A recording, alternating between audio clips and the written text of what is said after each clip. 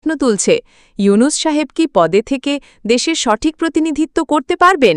অবশ্য অন্যদিকে ইউনূস সমর্থকরা বলছেন এটি সম্পূর্ণ রাজনৈতিক ষড়যন্ত্র।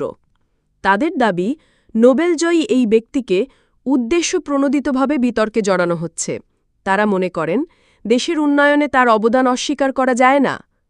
কিন্তু বিরোধীরা বলছে, অবদান থাকলেও তা দায়মুক্তির কারণ হতে পারে না। যে পদে তিনি আছেন সেখানে স্বচ্ছতা ও বিশ্বাসযোগ্যতা সবচেয়ে জরুরি। এখন সবার নজর একটাই প্রশ্নে, ডক্টর ইউনূস কি আন্দোলনের চাপের মুখে পদত্যাগ করবেন, নাকি তিনি থেকে যাবেন এবং আরও বড় সংঘর্ষ তৈরি হবে রাজপথে? রাজনৈতিক বিশ্লেষকরা বলছেন, যদি পরিস্থিতি নিয়ন্ত্রণে আনা না যায় তবে আন্দোলন আরও ভয়াবহ রূপ নিতে পারে। সাধারণ মানুষও এখন উদ্বিগ্ন, এই অস্থিরতার শেষ কোথায়? বাংলাদেশের রাজনীতির ইতিহাসে অনেক আন্দোলন হয়েছে, অনেক উত্থান পতন ঘটেছে, কিন্তু এবার এই দাবিকে ঘিরে দেশ আবারও এক নতুন অস্থির সময়ের দিকে এগোচ্ছে।